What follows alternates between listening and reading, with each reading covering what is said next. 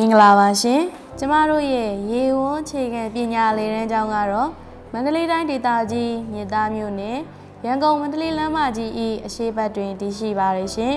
ကျမတို့ရဲ့ကျောင်းကိုတရက်6လ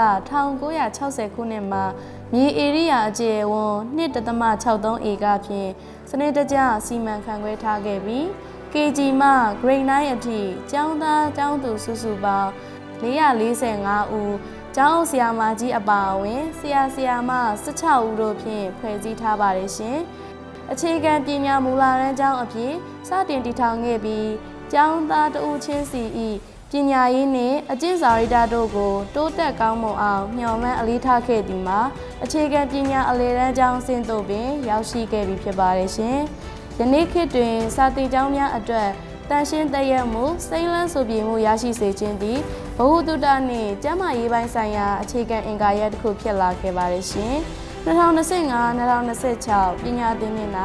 ကျောင်းဆရာမကြီးဒေါ်တသက်မွန်၏ဦးဆောင်မှုကျောင်းသားကျောင်းသူများဆရာမများပူးပေါင်းပါဝင်မှုဖြင့်ကျောင်းဝင်းကိုပုံမတန်ရှင်းစိမ့်လန်းဆိုပြေစေလိုသောရည်ရွယ်ချက်ဖြင့်ဖော်ဆောင်သွားမည်ကိုတင်ပြသွားမည်ဖြစ်ပါတယ်ရှင်။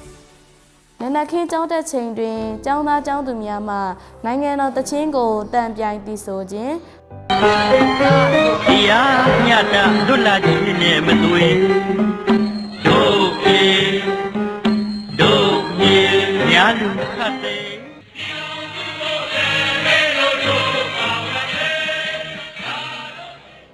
သစ္စာအဓိဋ္ဌာန်၄ချက်တည်ဆိုခြင်းတို့ကိုပြုလုပ်ကြပါတယ်ရှင်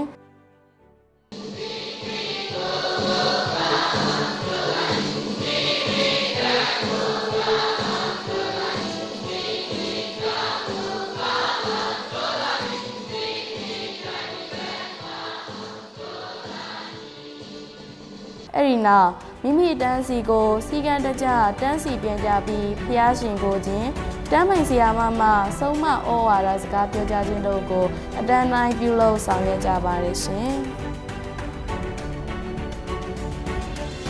ကျောင်းသားမိဘများဆရာမများကျောင်းကောင်စီအသင်းကောင်းဆောင်များနှင့်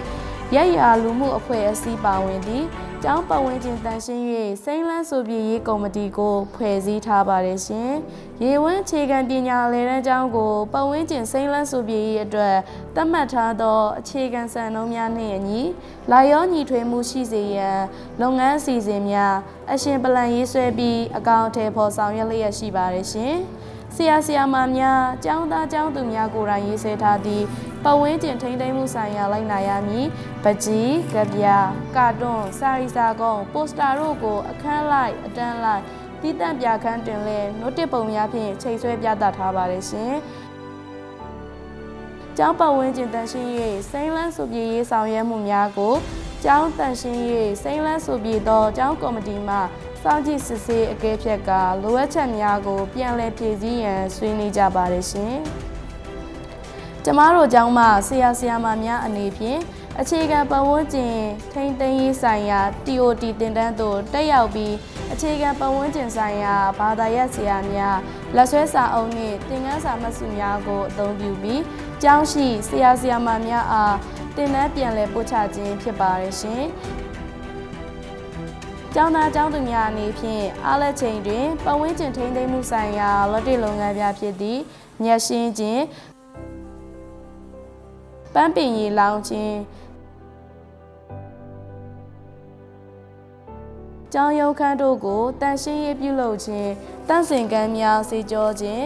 တစ်ပင်ပန်းမှန်များစိုက်ပျိုးခြင်းဆေးတုပ်ခြင်းဟင်းသီးဟင်းရွက်များပရဆေးပင်များစိုက်ပျိုးခြင်းများကိုပြုလုပ်ကြပါတယ်ရှင်အပင်များရှင်သန်စေရန်ရေလောင်းခြင်းမြင်းစီကျွေးခြင်းအမိုင်အမျိုးအစားများအလိုက်စွန့်ပစ်တတ်ရန်ဦးဆောင်ပေးခြင်းလက်ဆေးပေစင်များရေပုံမှန်ရရှိရေးဆောင်ရွက်ခြင်းကိုယ်ကာယလေ့ကျင့်ခန်းများလှုပ်ဆောင်ကြပါတယ်ရှင်ပတ်ဝန်းကျင်ထိန်းသိမ်းရေးနှင့်ဆိုင်သောသင်ရိုးစာများကို Summary and Level 1 to 5 စာအုပ်များအခြေခံပတ်ဝန်းကျင်ဆိုင်ရာဆရာများလက်ဆွဲစာအုပ် B9 print များစာကြည့်တိုက်များကိုအသုံးပြု၍အရေးအသွေးပြည့်မီစေရေးသင်ကြားပေးပါတယ်ရှင်။စွမ်းရည်ခြေတာတက်စေရန်နေလခင်းတွင်လျှက်စစ်မီးအစားဆိုလာမီးများကိုအသုံးပြုတတ်စေရန်သင်ကြားပေးခြင်း တဘာဝပတ်ဝန်းကျင်ထိန်းသိမ်းရေးအတွက်ပလတ်စတစ်အိမ်များရှော့သုံးခြင်းတို့ကိုလက်တွေ့သင်ကြားပေးခြင်းတို့ပြုလုပ်ဆောင်ရွက်ပါတယ်ရှင်